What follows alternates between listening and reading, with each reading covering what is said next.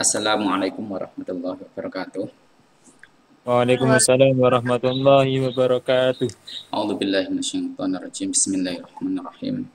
Alhamdulillahilladzi yahdina bi taufiqihi wa hidayatihi wa asyhadu an la ilaha illallah wahdahu la syarika lah wa asyhadu anna Muhammadan abduhu wa rasuluhu la nabiyya ba'da. Amma ba'd.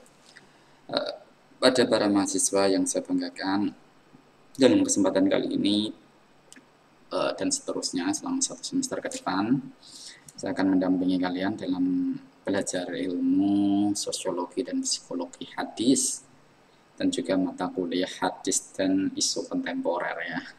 Jadi ada 2 mata kuliah dalam satu semester dengan dosen yang sama.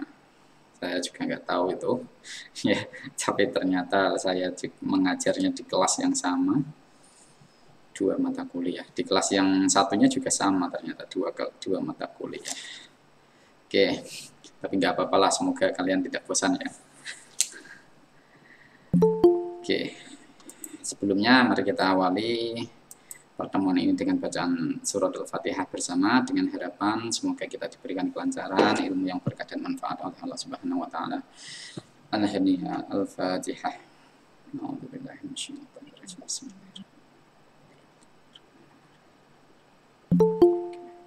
Bismillahirrahmanirrahim. Amin. Oke, terima kasih. Gimana kabarnya? Inilah Pak, saya.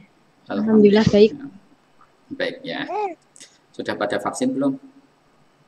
Alhamdulillah Pak, sudah. Vaksin 1 Pak. Vaksin 1 sama. Alhamdulillah dereng, Pak. Derek Pak. Kalau yang belum, ya tolonglah segera vaksin karena ada angin segar barangkali beberapa minggu ke depan. Ya, semoga dipercepat kita bisa melakukan kuliah secara offline. Tapi dengan catatan tadi mahasiswanya harus sudah vaksin. Dan kebetulan untuk dosen-dosen di sini sudah divaksin semua ini. Ya, sejak awal Mei. Sejak Mei ya. Saya akhir Mei malah kalau saya. Akhir Mei secara bergilir, tidak serentak. Oke. Mata kuliah sosiologi dan psikologi hadis. Ini benar ya, yang itu dulu ya. Nggih. Kalau besok kan hadis dan isu kontemporer ya. Jadi saat ini kita berbicara terkait dengan sosiologi dan psikologi hadis. Sebentar, kalau ada pesan suara ini, pesan suara siapa ini?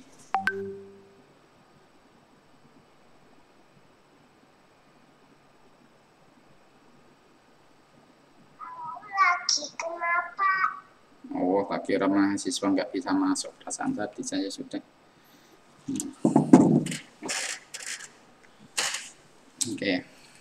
Jadi barangkali ada kawannya yang mau masuk tapi ternyata saya belum mengkonfirmasi, tolong saya diingatkan ya. Soalnya kalau sudah terlanjur ngomong terkadang saya lupa. Oke. Mata kuliah sosiologi dan psikologi hadis ini itu akan berkaitan dengan konteks sosiologis di mana hadis itu berada. Ya. Jadi begini, kita asumsikan terlebih dahulu bahwa hadis itu mengadanya tidak dalam ruang hampa. Ya, jadi hadis itu mengadanya tidak dalam ruang hampa, tapi mengalami proses sosiologis dan historis. Jadi hadis itu muncul itu pasti mengalami proses sosiologis. Kenapa hadis itu tiba-tiba ada? Ya toh?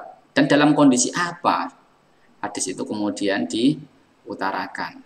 Bagaimana kondisi psikis dari autornya maupun readernya? Bagaimana sejarahnya? Di situ.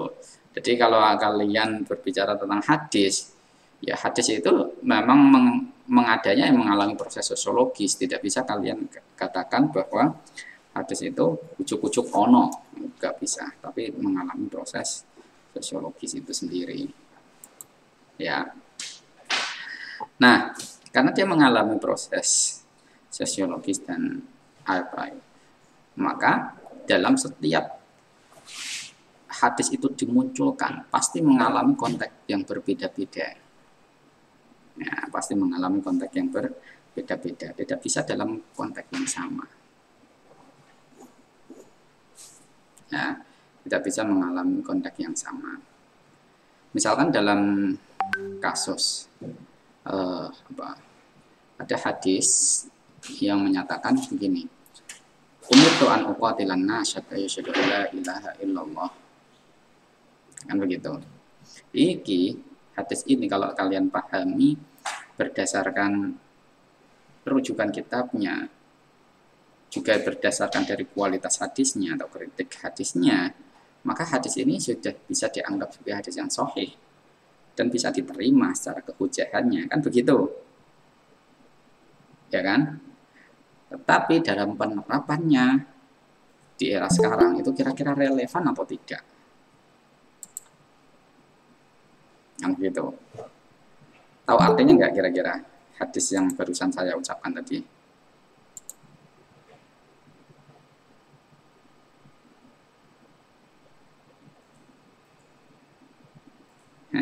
Tahu artinya? Apa, Pak? Umirtu an uqatilan nas. Saya diperintahkan untuk memerangi setiap manusia. Hatta yashhadu an la ilaha illallah, sehingga mereka mau bersaksi la ilaha illallah, kan begitu. Oke, kira-kira hadis ini bisa diterapkan atau tidak?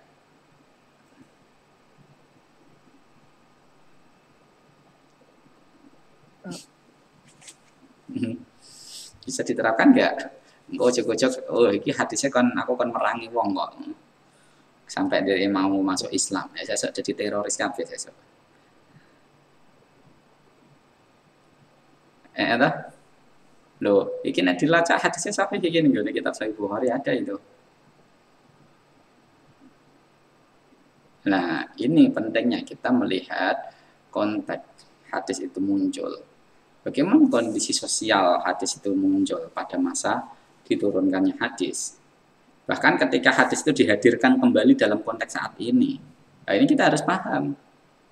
Nah, disinilah yang saya sebut bahwa hadis itu mengada dan akan diadakan kembali karena proses sosiologis. Gak mungkin dia langsung tiba-tiba ada dan bisa kalau hanya berdasarkan kehujahannya belaka, sahih dipakai, lemah ditolak. Apakah hanya sebatas itu? Tidak. Kita harus melihat konteks sosiologis itu. Nah, dari mana Pak cara melihatnya? Pasti akan berangkat dari yang namanya asbabul wurud. Asbabul wurudul hadis itu sendiri. Nah, dari mana saya bisa melacak asbabul wurud hadis itu? Ya, dari kitab asbabul wurudul hadis ya ada. Atau minimal paling tidak dari kitab syarahnya, misalkan syarah dari hadis itu sendiri. Terkadang syarahnya, orang yang mensyarahi itu juga apa itu jenisnya? Mencantumkan konteks asbabul wurud dari hadis yang sedang dijelaskan itu sendiri. Misalkan kalau dalam tadi kitab Sahih Al-Bukhari, Anda bisa merujuk misalkan dalam kitabnya Ibnu Hajar Fathul Bari, kan bisa itu di sana. Di sana paling disebutkan konteksnya.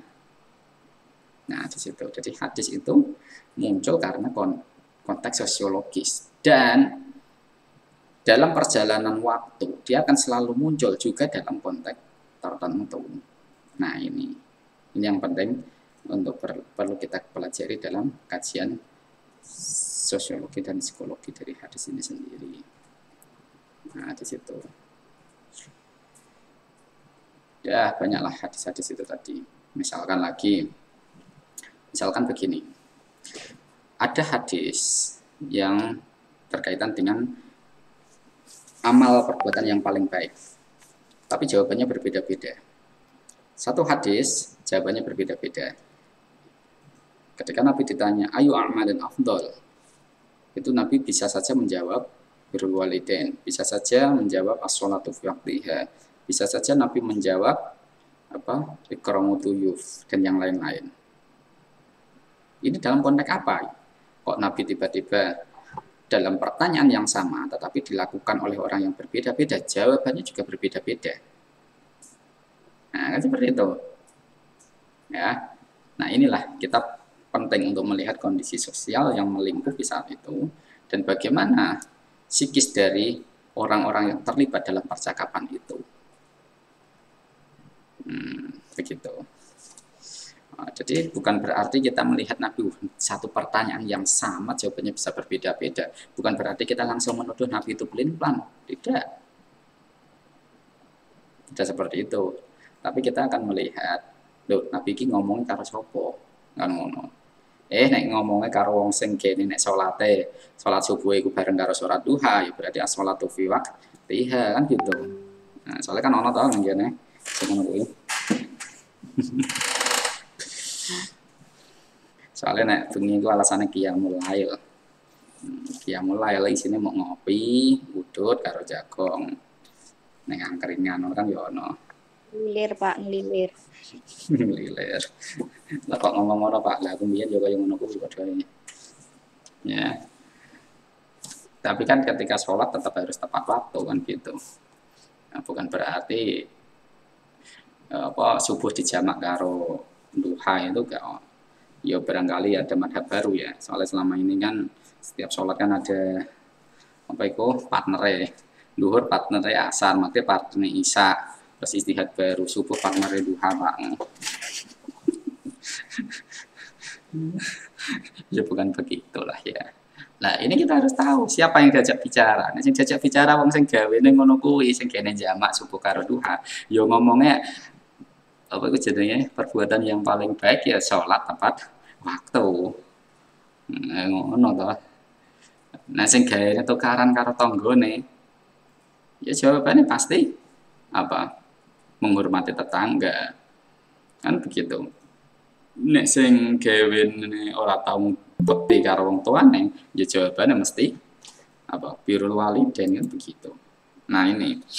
Jadi kita harus melihat siapa yang terlibat di situ. Nah, ini pentingnya kita melihat kondisi sosiologis dan psikologis dari orang-orang yang terlibat di situ.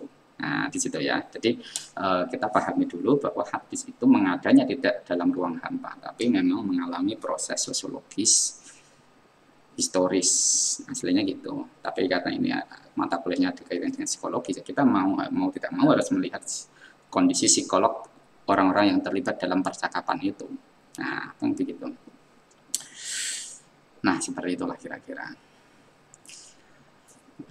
Belum lagi misalkan kalian melihat bagaimana ketika Nabi sedang bercanda, bagaimana kondisi Nabi sedang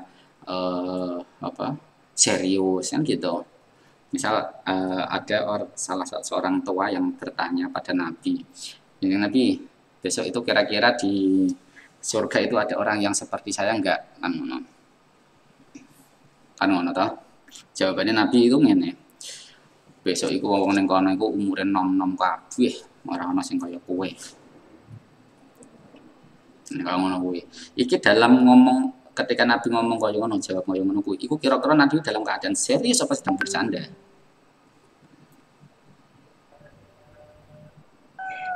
Bercanda. Serius atau bercanda? Nek serius, berarti otomatis wong tuwa iku ora iso masuk swarga, kan ngono. Cuman pemahaman orang lain itu dianggap serius, tapi memang faktanya kan begitu. Bercanda itu. Tua. Jadi Nabi itu pengen menunjukkan bahwa besok di surga itu semua orang sudah dikonversi usianya, yang meninggalnya 100 tahun ya tetap akan kelihatan muda, kan gitu. Nah, tetapi kalau kita melihat lahirnya hadis tanpa melalui beberapa pendekatan, ya maka kita akan melihat itu sesuatu yang sangat kaku, saklek. Ya repot engko. Nek sing meninggal rada sepuh darah cara masuk surga. Padahal ngibadai tenanan. Kok barbarane ra mlebu swarga gara-gara usiane tuwa kan. Ya, begitulah kira-kira ya. Oke. Nah, jadi itu yang akan kita pelajari selama 1 semester ini. Oke, sudah download RPS-nya apa belum? Udah tak upload loh ya? Sudah, Pak. Oh ya wes. Oke. Sudah dibaca? Wah, Baru kira download, Pak. ya. Pertanyaannya pinter banget ya. Sudah download? Sudah dibaca belum? Kan perintahnya untuk download Pak. Aduh. Ya, ya, ya, ya. Oke, saya share screen terlebih dahulu ya.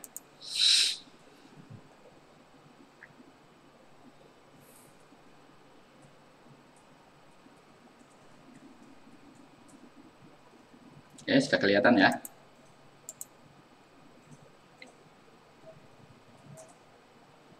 Sudah, Pak. Oke. Nah, ini tema-tema pokok yang akan kita pelajari selama 1 semester ke depan, ya. Karena tadi kita punya asumsi bahwa hadis itu selalu mengada dalam konteks-konteks tertentu, ya, kondisi sosiologis yang maka kita akan mempelajari sejak hadis itu muncul, bahkan sampai hadis itu dihadirkan di konteks saat ini. Gitu. Kan kadang ada kondisi sosial tertentu, ya. Misalkan kondisi sosial kita saat ini itu sedang mengalami pandemi. Hadis tentang kesehatan, hukum munculnya banyak sekali tuh, dimunculkan kembali dengan beragam variasi pemahamannya. Kan sampai segitunya ya. Ya, jadi sudah sampai beragam seperti itu hadisnya. Jadi dimunculkan kembali dalam kondisi yang memang sesuai dengan konteksnya itu. Nah, kondisinya bagaimana itu? Nah, jadi hadis itu hidup live in di tengah masyarakat yang memang sedang mengalami kondisi sosiologis tertentu. Nah, itu. Jadi hadis itu hidupnya itu bagaimana? Nah, jadi kita akan melacaknya mulai dari awal kemunculan hadis itu sampai hadis itu dihadirkan kembali di era sekarang. Nah, di situ. Ya, paham ya? Jadi ini nanti tema-temanya banyak ini. Ya.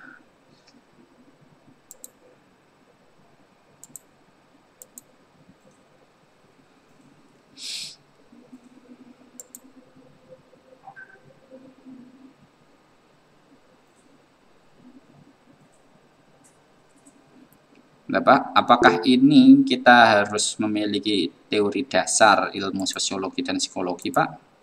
Kan gitu. Ini pertanyaannya. Idealnya seperti itu.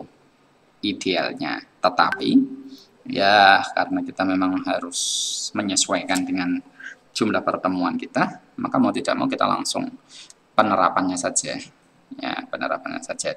Jadi nanti bukan berarti kalian harus mempelajari secara mendalam. Jadi nanti saya akan menjelaskan terkait dengan materi yang disampaikan setiap pertemuannya itu. Nah, karena ini kebijakan sementara itu hanya membolehkan offline bagi mahasiswa semester 1 dan semester 3, sementara kalian sudah lewat ya. Atau baru ya, kelewat. kelewat. Jadi ini kemungkinan besar kita masih menunggu saja ya, menunggu saja barangkali ada perubahan kebijakan. Semester 5 boleh offline kan gitu. Tapi kalau memang tidak ada, kita akan melakukan secara online terlebih secara terus-menerus. Ya, entah sampai kapan, ya sampai ada kebijakan muncul kan begitu. Ya. Nah, nanti modelnya gimana, Pak? Nah, karena kelasnya online, saya tidak memungkinkan untuk melakukan model sinkronus terus, tidak. Tapi saya akan menggunakan model asinkronus. Ya, dalam arti saya akan membuat materi, ya, beserta materi-materinya, ya, yang kemudian saya upload di YouTube. Jadi nanti saya akan membuat video materi ya, materi terkait dengan tema yang saya pelajari itu, ya, yang saya ajarkan pada kalian dalam satu video. Nanti saya upload di YouTube. Dan kita rujukannya atau referensi rujukannya nanti akan saya share via WA group ya, share di WA group. Soalnya di dalam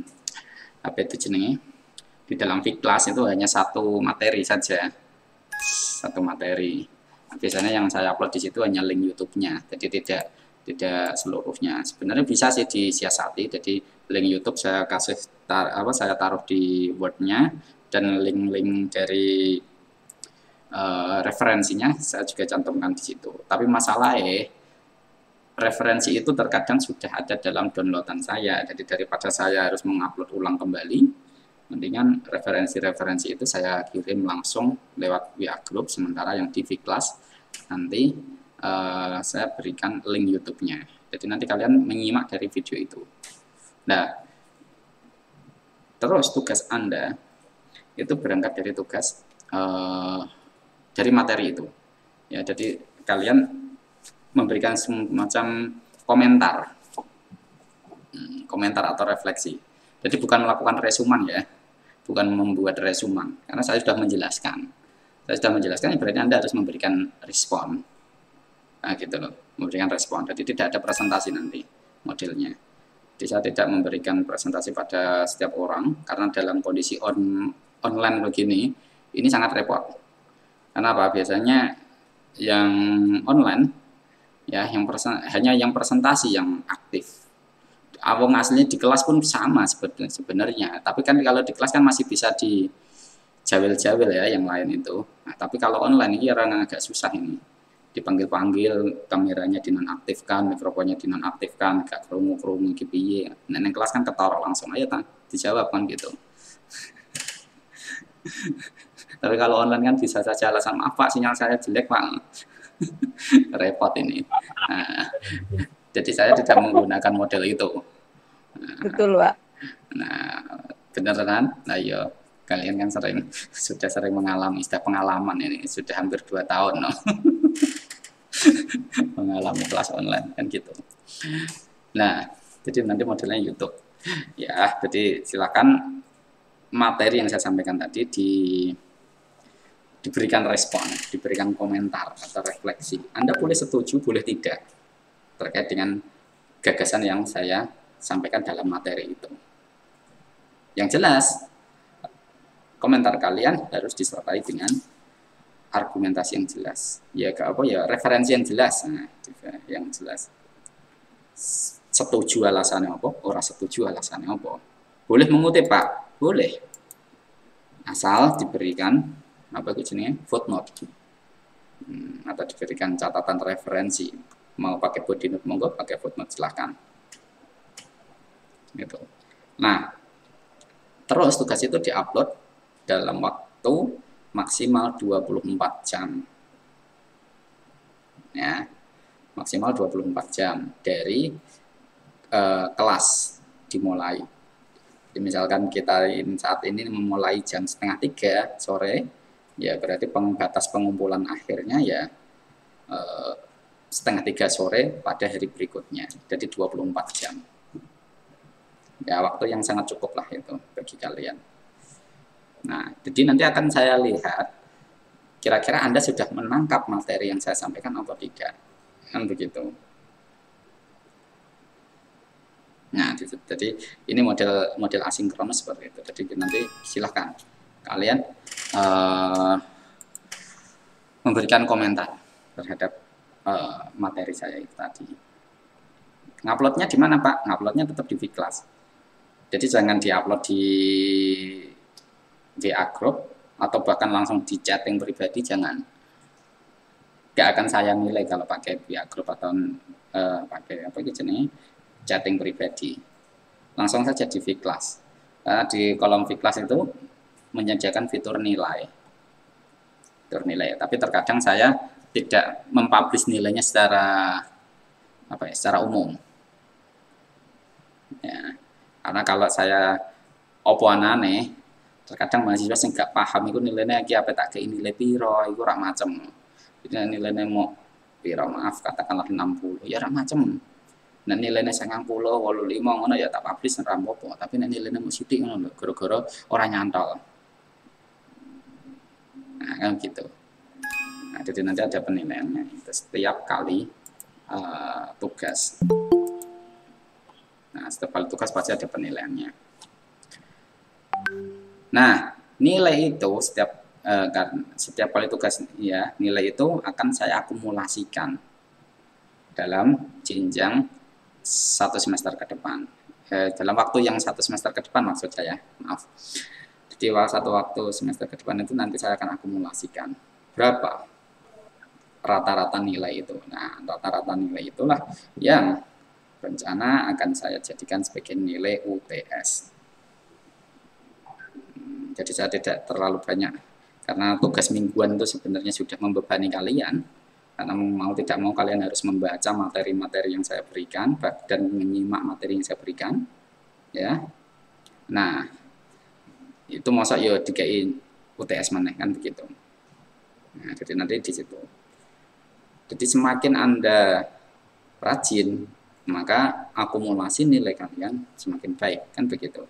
Tapi semakin banyak yang kosong, karena jumlah pembaginya akan sama, ya maka akan semakin sedikit. Nah, di situ. Ya. Oke. Terus yang kedua, nanti penilaian saya itu juga terkait dengan UAS. Ya, kalau UAS pasti ada. Pasti UAS itu ada. Nanti akan sesuai dengan jadwal di kalender akademik. Nah, di kalender akademik. Nanti materinya biasanya saya memberikan satu permasalahan yang bagi kalian silahkan diberikan komentar, diberi komentar. Berdasarkan apa? Yang berdasarkan materi-materi yang sudah kalian pelajari selama 1 semester ini. Nampaknya ada kawan kamu yang masuk ini. Saya konfirm terlebih dahulu.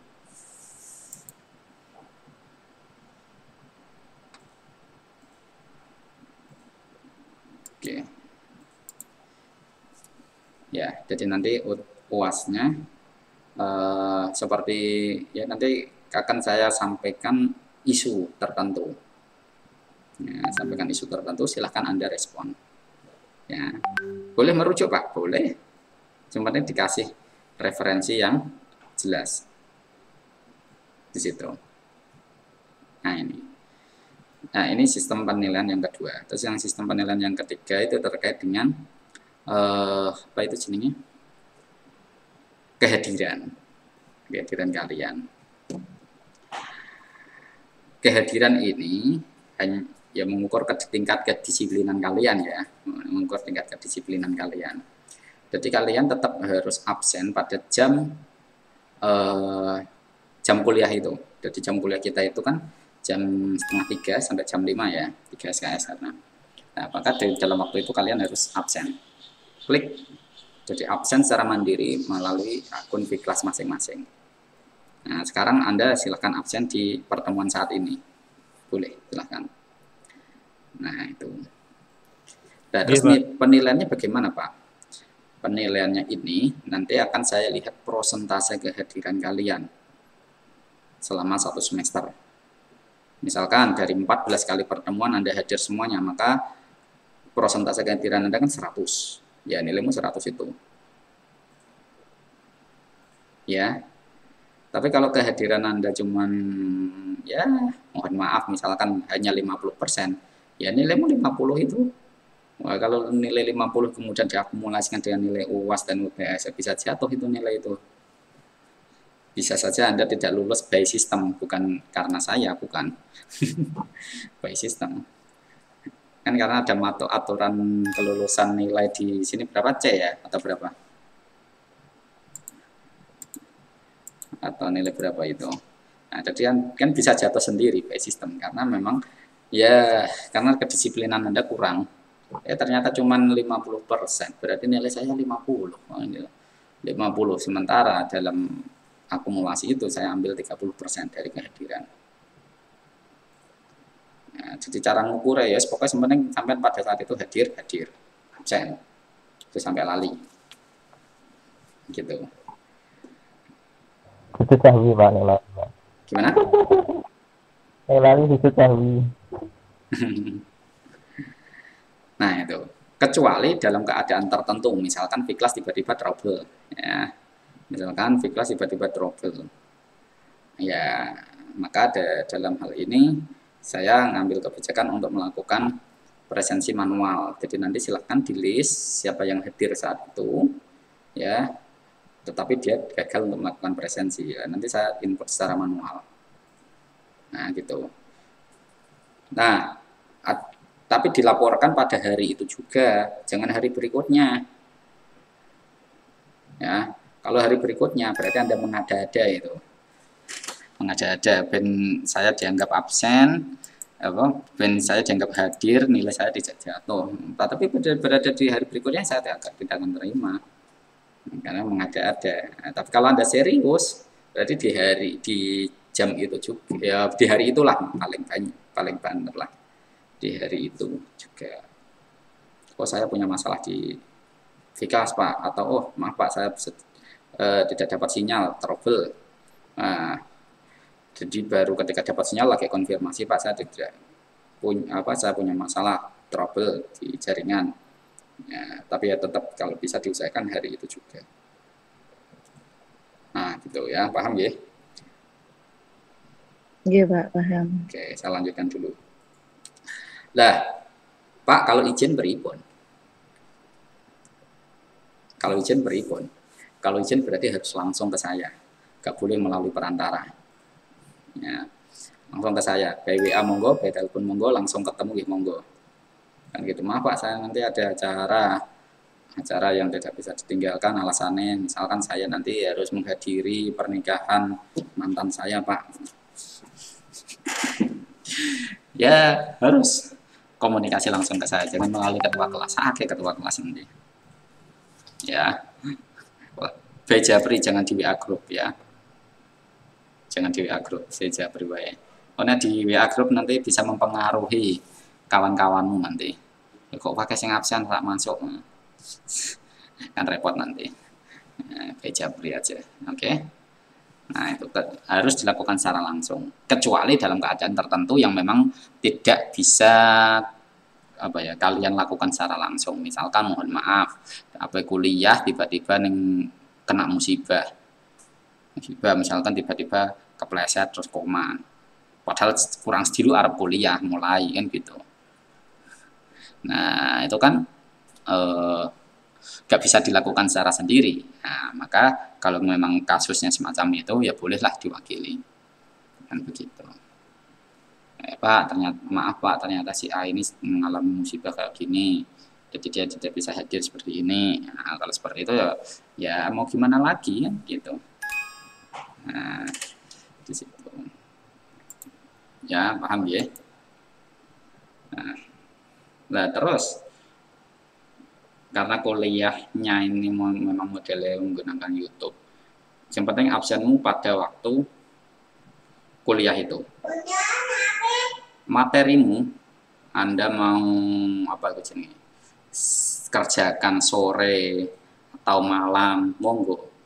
Nah, misalkan kalian lagi sibuk kerja misalkan, ya lagi sibuk kerja misalkan, esok kerja Pak, aku lagi kok bergarap tugas sampai nyimak materi nanti malam Pak, ya monggo silahkan. Pokoknya yang penting tugasmu harus sebelum deadline selesai, kan begitu, harus sebelum deadline selesai. Nah, jadi enaknya kalau model asinkronus kan begitu. Jadi saya membuat materi di YouTube, ya linknya saya berikan kepada kalian, kalian bisa menyimak kapan saja. Akan tetapi untuk kasus kedisiplinan ini, Anda tetap harus absen pada jam kuliah, ojo sampai lali. Tapi untuk materinya mau Anda simak kapanpun terserah, pokoknya yang penting tugasmu dikirim maksimal 24 jam dari tugas itu diberikan. Jadi hitungannya jam kuliah. Kalau kalian jam 2:30, berarti 2:30 hari berikutnya harus selesai. Ya, paham ya? Iya, Pak. Oke. Yes. Pokoknya itu.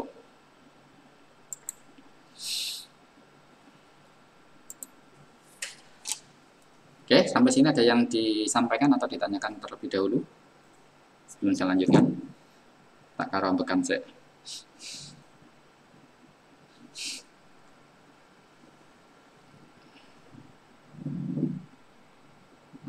Jadi model kuliah semacam ini namanya sinkronus. Jadi kita langsung dialog seperti ini.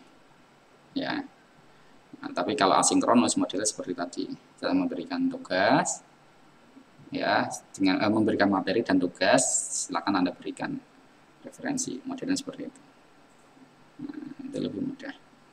Tapi apakah Bu ada waktu untuk diskusi, Pak? Ada. Jadi setelah nanti materi saya upload, saya buka forum diskusi. Jadi silakan Anda segera simak, ya. Jadi saat-saat itu saya apa istilahnya on standby lah istilahnya. Saya standby, barangkali ada mahasiswa yang tanya. Jadi barangkali ada yang tanya. Kalau jawabannya bisa diketik, ya saya akan ketik. Kalau tidak, ya saya voice note. Nah, soalnya jawabannya ternyata membutuhkan jawaban yang cukup panjang, ya saya mending pakai voice note ngomong, kan gitu. Jadi nanti kalian tinggal mendengarkan dari voice note tadi. Nah, gitu. Jadi setelah saya upload materi di Vclass, nanti akan saya buka forum diskusi. Biasanya begitu. Kalau ada yang tanya, kalau pertanyaannya mudah untuk dijawab, ya paling by texting. Kalau rodok jelimet, ya by voice note. Gitu. Kalian kalau mau tanya juga sama. Kalau pertanyaan saya panjang, Pak, ya sudah, saya pakai voice note saja, Pak. Ya monggo, silakan. Nah, gitu. Ya. Jadi forum diskusinya di situ. Jadi kita standby. Jadi kalian mau sambil ngapa-ngapain aktivitas yang lain, monggo. Terserah. Begitulah kira-kira. Pokoknya era digital ini udah multitasking, Mas, Mbak. Saya harap disambi kerja, ya monggo. Sekali kerja sambil kuliah ada. Ya, seperti itu. Oke. Tapi kalau model sinkronus seperti ini kan kalian harus on cam aslinya, meskipun ini kameranya pada dimatikan ya nggak apa-apa. Yang penting tetap mendengarkan gitu ya.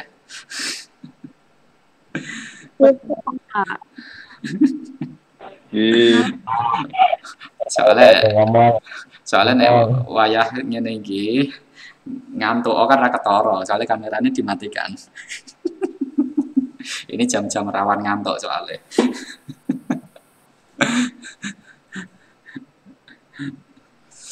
Begitulah kira-kira. Terus apa lagi yang belum saya sampaikan? Silakan yang mau tanya. Kenalan, Pak. Niki rencang-rencang sami dereng tepang. Oh, ta'arufan. Ya, mau ta'arufan satu persatu atau bagaimana ini? Ngoten nggih. Nggih sae. Gitu. Siapa dulu ini yang mau? Atau paling mudahnya begini aja sih.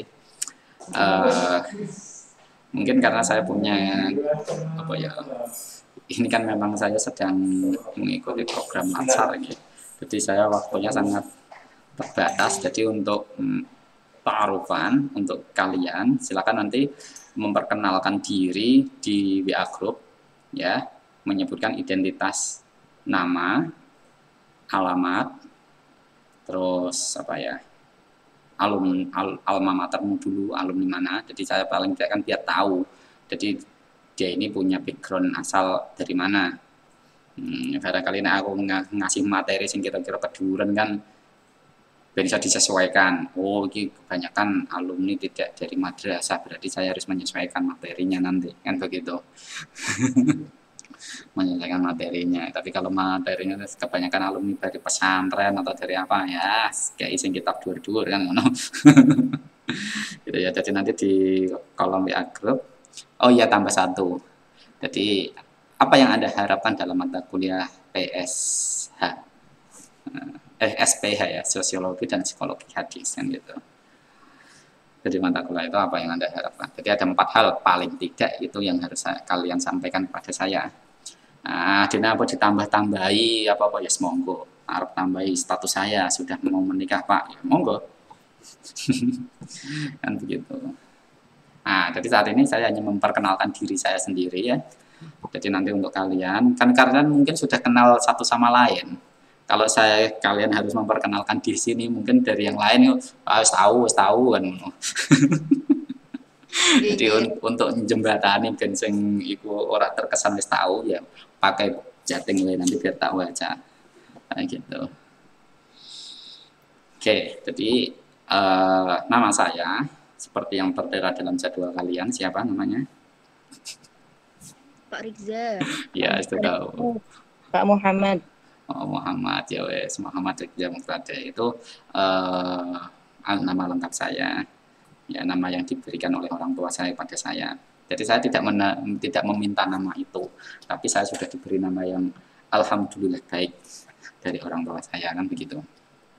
Nah, kebetulan saya asli orang Kudus, ya, saya lahir di Kudus, tepatnya di Desa Singocandi, dan saat ini juga bertempat tinggal di Desa Singocandi. Nah, sekalipun pernah merantau keluar kota, tapi alhamdulillah bisa balik lagi. Jadi istilah balik kampung. Nah, balik kampung di sini. Terus apa lagi ditanyakan? Alumni. Alumninya ini mau mulai dari mana ini? Awet TK, Pak. Waduh, kawet TK. Orang kawet PAUD. PAUD goreng. Memang pada masa saya belum ada PAUD. PAUD kan agak belakangan. Iya. Jadi masa saya itu baru ada TK. Jadi jenjang awal sekolah itu di TK. TK saya di Singocandi. Di TK Marta Usibian. Jadi barangkali ada yang rumahnya Singocandi. Ada yang rumahnya Singocandi sini? Tidak ada, Pak. Oh, tidak ada. Ya wes sarana tombokku berarti. Oke. Nah, dari situ. Terus setelah itu siapa? Saya Kudus Kota. Kudus Kota dengan Dimas. Enggak, Dalam. Pak. Bohong. Langgar dalam, Mbak. Oh, Langgar Dalam. Cedak. Masih satu kecamatan kalau itu. Nah, saya Singocandi. Setelah itu saya melanjutkan MI sampai aliyah itu di Langgar Dalam sama di Kajeksan. Di TBS maksudnya. Karena TBS kan berada di dua desa yang berbeda. Ya. Terus setelah itu saya hijrah ke Semarang untuk menempuh jenjang studi saat itu masih tafsir hadis. Nah, jadi saat era saya itu masih tafsir hadis, belum terpisah menjadi IKT maupun ILHA kan gitu, masih menyatu tafsir dan hadis. Jadi mulai tahun 2008 saya hijrah ke Semarang. 2012 lulus, kemudian saya lebih jauh hijrahnya lagi ke Jogja. Nah, ke Jogja. Nah, jadi saya ngambil konsentrasi yang sama, studi Quran hadis di Jogja. Nah, mulai 2014 saya lulus S2. Nah, setelah itu saya kuliah lanjut lagi sambil ngajar di kampus. Pertama saya ngajar di Wali Songo selama 2 tahun. Setelah 2 tahun saya ngajar di YN Salatiga selama 4,5 tahun. Dan mulai tahun ini, kalau Nabi hijrah untuk kembali melakukan Fathu Makkah, ya, saya hijrah kembali lagi ngabdi di Kudus. Jadi ini hijrah orang hijrah tenanan, balik meneh. Kanjeng Nabi hijrah kan balik meneh. Gitu. Nah, seperti itu. Jadi ketika saya ngajar di Salatiga itu juga saya dalam waktu bersamaan saya harus menyelesaikan studi saya di UIN Sunan Kalijaga Yogyakarta dalam konsentrasi yang sama, studi Quran dan hadis. Hanya saja mulai skripsi hingga disertasi saya itu berkenaan dengan kajian hadis, itu saja. Nah, kalau kalian kan memang fokus kajian hadis ya, karena prodinya ilmu hadis kan gitu. Oke, ada yang ditanyakan lagi? Apa? Pengalaman organisasi, Pak. Wah, Mas. Saya judul juga aktivis masalah ya. Saya organisasi kebanyakan di Bandung-Bandungnya NU ya. Kebanyakan di Bandung-Bandungnya NU. Itu jadi mulai dari IPNU, Komisariat TBS, terus PMII, Komisariat Wali Songo, Semarang. Terus ada Ansor, malah Ansor saya langsung di nasional, tidak di daerah ya. Nah itu yang akhirnya repot. Ya repotnya karena saya nggak punya jaringan di bawah. Nggak punya jaringan di bawah untuk Ansor. Terus untuk yang UKM gitu, kegiatan-kegiatan itu Ya, saya dulu pernah aktif di LPM, Lembaga Peres Mahasiswa ya. Terus di UKM Bahasa Arab. Pernah. Karena saat itu saya merasa apa ya, butuh untuk mengembangkan skill bahasa Arab saya saat itu. Nah, jadi saya ikutlah bergabung UKM Bahasa Arab. Kalau di Semarang di Wali Songo namanya Nafilah, UKM Nafilah ya. UKM Nafilah. Terus ada lagi di Cikiha. Cikiha Jamiatul Qurra wal Khufat ya, di Wali Songo juga. Terus organisasi daerah kan biasanya organisasi biasanya orang-orang yang merantau ya, merantau kan di sana ada komunitas misalnya. Kalau di Semarang ada kan namanya KKS, Keluarga Kudus Semarang kan gitu. Kalau di tingkat mahasiswa ada yang namanya KMKS, Keluarga Mahasiswa Kudus Semarang. Ketika pindah di Jogja juga organisasi daerah juga. Nah, itu organisasi daerah. Terus organisasi alumni kan banyak toh, tergantung organisasi apa yang mau diikuti kan begitu. Kalau di benang-benang NU yang tadi, kalau di tingkatan NU sendiri saat ini saya masih di tingkatan ranting Semua Candi. Nah, di situ itu pengalaman organisasi saya. Saya dulu pernah menjabat sebagai ketua HMC. Kalau dulu istilahnya HMC, bukan HMPS. Ya, kalau di organisasi intra kampus, HMC Tafsir Hadis. Saat itu saya punya kolega di YN Kudus namanya Pak Muhtador ya. Mungkin kan kalian sudah tahu orangnya. Itu kolega saya. Jadi ketika saya sebagai ketua HMC di Semarang, dia sebagai ketua HMC di YN Kudus. Saat itu. Jadi saya sudah kenal sejak awal. Ketika sama-sama menjabat sebagai aktivis mahasiswa begitu. Terus setelah itu saya menjabat sebagai senat mahasiswa institut kan begitu. Senat mahasiswa institut. Aturan mainnya hasilnya kan nggak boleh lulus ya, nggak boleh lulus sebelum masa pengabdian selesai. Tapi saya di tengah-tengah tiba-tiba wisuda. Ya, saya nekat aja. Biasanya kan kesannya aktivis itu lulusnya lama. Kan gitu kesannya ya, tapi saya pengen mendobrak tradisi semacam itu, tapi kenyataannya gagal karena ternyata itu sudah menjadi tradisi yang mendarah daging itu. Ya, jadi ini barangkali di antara ketua HMPTIH ada di sini nggak ini, atau kakak kelasmu malah? Kating, Mbak. Oh, kakak tingkat. Ya, jadi beranilah harus mendobrak tradisi semacam itu. Kebetulan saya punya kawan yang sama, dia mendobrak tradisi itu, bahkan dia menjadi lulusan terbaik, sama-sama aktivis itu. Jadi hilangkanlah asumsi bahwa aktivis itu selalu lulus KRI. Ya, itu kesan yang sangat negatif itu. Nah, itu pengalaman organisasi saya. Terus apa lagi yang mau ditanyakan?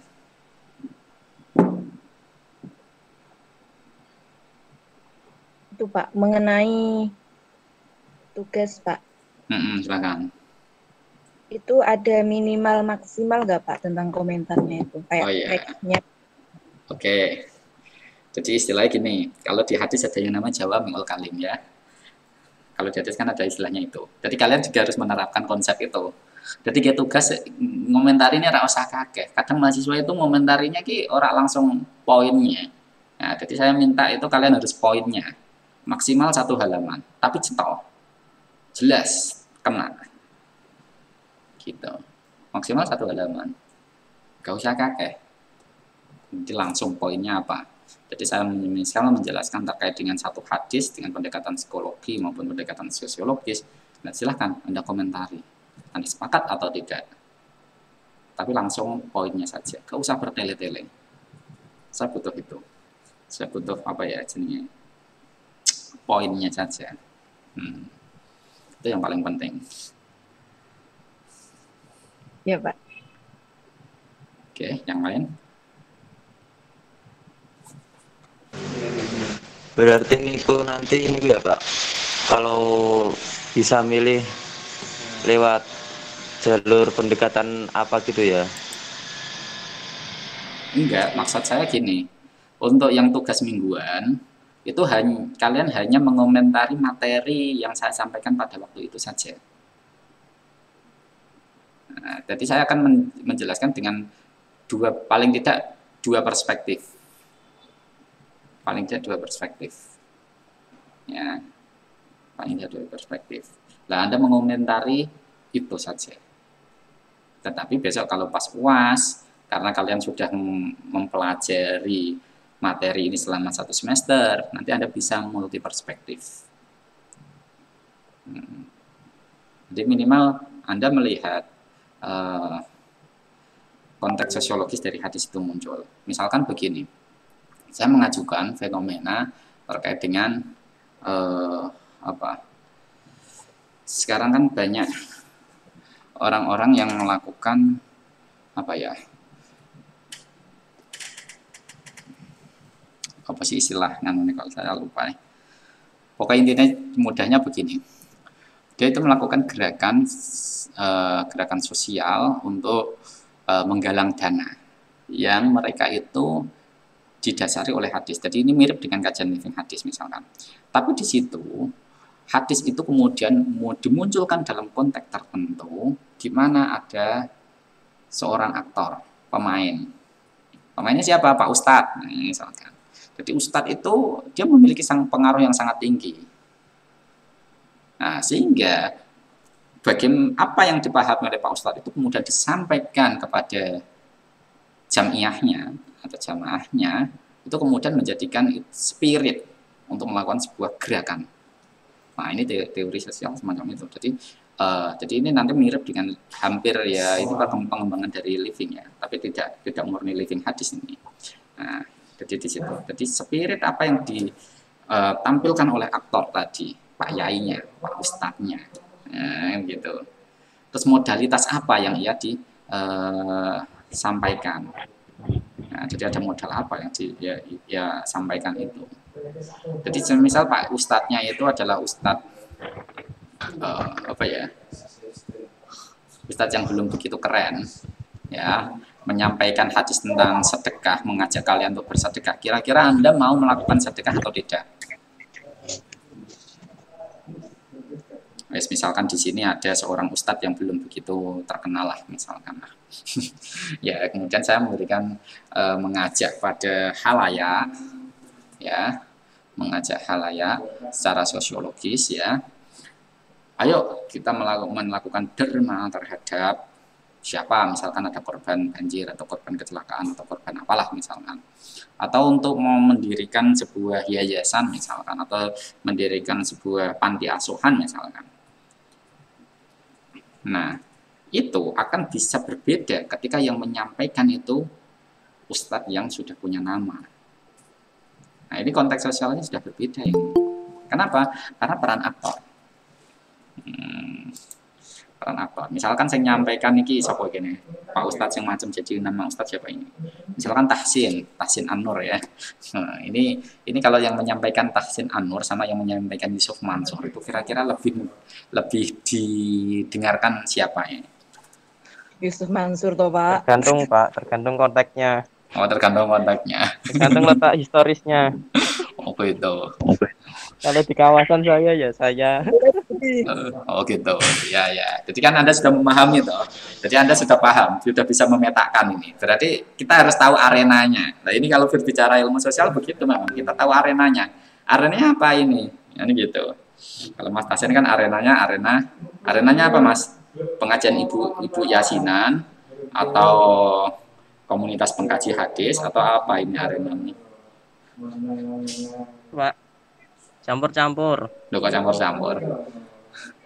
Nek kayak Pak Yusuf Mansur itu kan dia punya satu ya namanya Darul Quran ya, satu yayasan Darul Quran di mana mereka sudah punya jamaah yang sekian ribu orang kan gitu.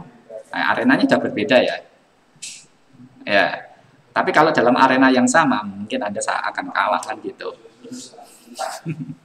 Tapi kalau arena yang berbeda ya memang bisa saja kita bisa memberikan kontribusi yang maksimal, sama-sama maksimal, tapi dengan arena yang berbeda.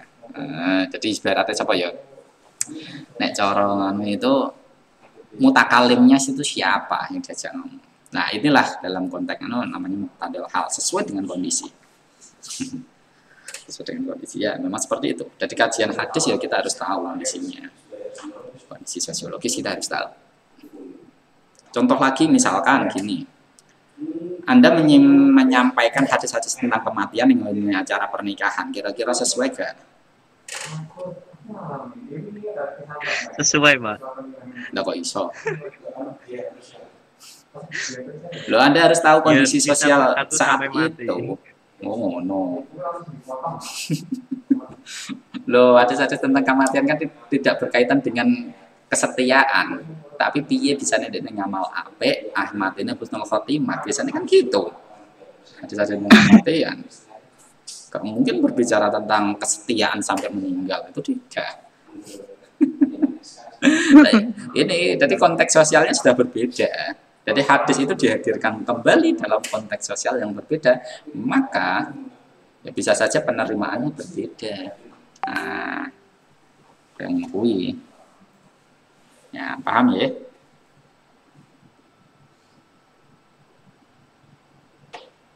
Oke, Pak.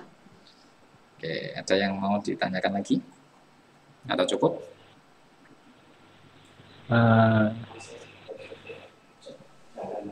Yang lain, Mbak.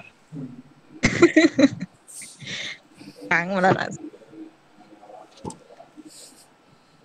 Nah, gitu. Monggo Pak lanjut. Pakai, sudah saya sampaikan semua kan nampaknya. Kan tinggal Oke, menunggu barangkali ada pertanyaan dari kalian kan gitu. Sampun Pak Insyaallah. Sampun, sudah. Ya, nggak ada pertanyaan Iya, ya. Pak. Jadi nanti kalau ada yang ketinggalan, nanti kalian bisa mendengarkan dari rekaman. Ini saya rekam ini.